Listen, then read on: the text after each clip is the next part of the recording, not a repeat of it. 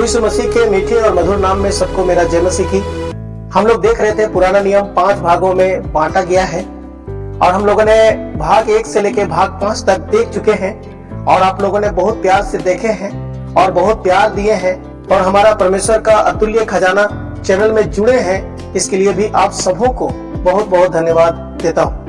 प्यारो, मैं बता रहा था कि पुराना नियम जब देख करके हम लोग खत्म कर देंगे तो हम लोग नया नियम को भी देखेंगे। अगर आप अच्छा से बाइबल को समझ सकिएगा तो अच्छा से लोगों को बता सकिएगा और अच्छा से आपका आत्मिक जीवन भी बढ़ सकेगा। तो प्यारो, हम लोग पुराना नियम देख चुके हैं, आज हम लोग नया नियम को देखेंगे।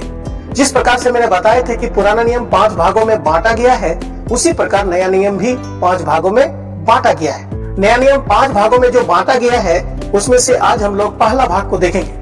पहला भाग को सुसमाचार की पुस्तक कहा जाता है, जिसमें 4 किताबों को हम लोग देखते हैं। मत्ती, मरकुस, लूका, यूहन्ना, ये 4 किताब पहला भाग में आता है। पुराना नियम का जो भी किताबों को हम लोगों ने देखा है उसको बीसी कहा जाता है, यानी ईस्वी पूर्व।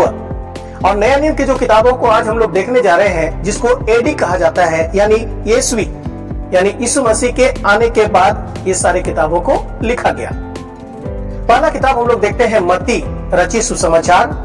इसमें 28 अध्याय है और इसका लेखक स्वयं मत्ती है और इसका लिखने का जो तिथि है वो 50 से 60 ईस्वी में लिखा गया। अगर आप मत्ती का सुसमाचार को अध्ययन करेंगे तो मत्ती को लेवी नाम से भी बुलाया गया है। और मत्ती किसको लिख रहा है? वो यहूदी लोगों को लिख रहा है। और मत्ती का सुसमाचार अगर आप अध्ययन करेंगे तो प्रभु यीशु मसीह को राजा के रूप में आप देख सकते हैं। इसका वंशावली राजा से शुरू होता है, जैसे कि परमेश्वर ने इब्राहिम को वादा किया था कि तेरे वंश में राजा उत्पन्न होंगे। और प्रभु यीशु मसीह वो राजाओं का राजा है, प्रभुओं का प्रभु है। फिर मत्ती का सुसमाचार में प्रभु यीशु मसीह को जो राजा के रूप में दिखाया गया है, आप सिंह के रूप में देख सकते हैं, जो राजा का प्रतीक है। और मत्ती का सुसमाचार बहुत ही सुंदर सुसमाचार किताब है, जिसको हमें पढ़ना चाहिए और उस राजा को हमें अच्छा से जानना चाहिए और हमें समझना चाहिए, ताकि हम उस राजा को अधिक प्यार कर सके। फिर हम लोग देखते हैं मरकुस का सुसमाचार। इसमें 16 अध्याय है और इसका लेखक स्वयं मरकुस है और इसका लिखने का जो तिथि है वो 50 से 60 या 70 ईस्वी में लिखा गया है। इस किताब में हम प्रभु यीशु मसीह को दास के रूप में देख सकते हैं, या कहा जाए तो बैल के रूप में देख सकते हैं। इस किताब को रोमी लोगों को लिख रहा है और हम लोग देखते हैं कि प्रभु यीशु मसीह को इस किताब में दास के रूप में दिखाया गया है। प्रभु यीशु मसीह को अनेकों काम करते हुए हम लोग व्यस्त देखते हैं और एक शब्द बार बार इसमें हम लोग देखते हैं, तुरंत तुरंत तुरंत। प्यारो, प्रभु यीशु मसीह इस दुनिया में एक दास बन करके आया और ताकि वो परमेश्वर का सेवा करके लोगों को सुसमाचार बता करके वो लोगों को परमेश्वर तक पहुंचा सके। फिर हम लोग देखते हैं लूका का सुसमाचार। इसमें 24 अध्याय है। इसका लेखक स्वयं लूका है और इसका जो लिखने का तिथि है वो 60 ईस्वी है। और लूका ने किसको लिखा? वो अन्य जातियों को, यूनानियों को लिखा है। लूका में हम प्रभु यीशु मसीह को मनुष्य के रूप में देख सकते हैं। लूका एक डॉक्टर था, एक वेद था और अन्य जाति से प्रभु को विश्वास किया था। मत्ती यहूदी जाति से था, मरकुस यहूदी जाति से था, लेकिन लूका अन्य जाति से था। लूका का सुसमाचार में हम प्रभु यीशु मसीह के बारे में बहुत विस्तार से पढ़ सकते हैं, क्योंकि लूका स्वयं वेद था और वो अच्छी तरह से छानबीन करके उसका जन्म से लेकर मृत्यु तक बहुत सारे बातों को सजा करके लिखा है, जो आप मत्ती में नहीं पढ़ सकते हैं, मरकुस में नहीं पढ़ सकते हैं, वो लूका में आप पढ़ सकते हैं। मत्ती ने राजा के रूप में वंशावली यीशु मसीह का प्रस्तुत किया है और लूका ने मनुष्य के रूप में वंशावली यीशु मसीह का प्रस्तुत किया है। इसीलिए आप अगर पढ़ेंगे दोनों वंशावली को, आप देख पाएंगे कि प्रभु यीशु मसीह आदम से लेकर के शुरू करके ला करके उसके साथ जोड़ता है। और यहाँ पर हम लोग देखते हैं मत्ती में जो इब्राहिम से ला करके जोड़ता है। प्यारो, प्रभु यीशु मसीह मनुष्य बन करके आया ताकि वो मनुष्य को बचा सके। लूका ये बताना चाहते हैं और ये समझाना चाहते हैं और इन्होंने इसलिए लिखा ताकि लोग सच को जान सके। प्यारो, हम लोग देखते हैं चौथा किताब यूहन्ना का सुसमाचार। इसमें 21 अध्याय है और इसका लेखक स्वयं यूहन्ना है।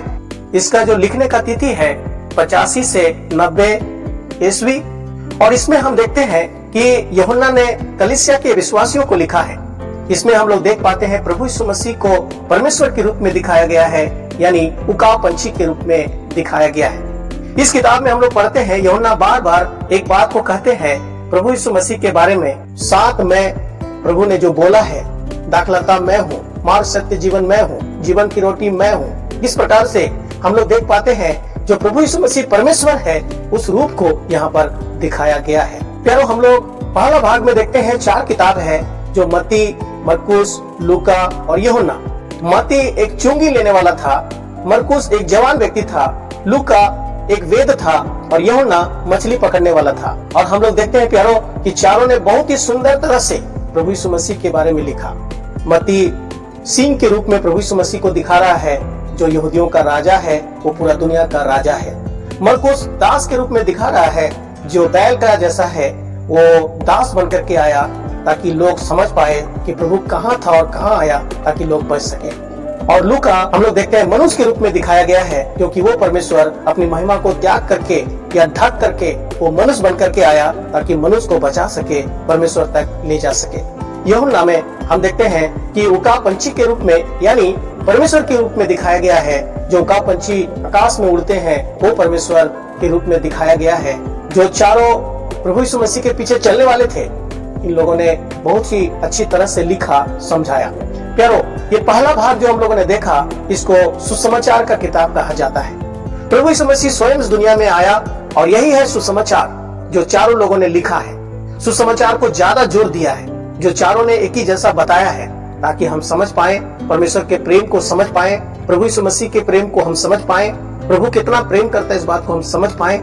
इसलिए इन चारों ने मिलकर के प्रभु यीशु मसीह के जीवनी को लिखा है। प्रभु यीशु मसीह के बारे में अच्छा से अध्ययन करना चाहते हैं, आप देख सकते हैं मत्ती से लेकर के यूहन्ना तक, और इस प्रकार से हम सीख सकते हैं। बहुत सारे बातें हैं, आप घर में बैठ करके अध्ययन कीजिएगा। एक छोटा सा विचार हम लोगों ने देखे हैं भाग 1 में, अभी भाग 2 आएगा, आप जरूर देखिएगा। प्रभु हम सबको बहुत आयत से आशीष दे। सुनने के लिए बहुत बहुत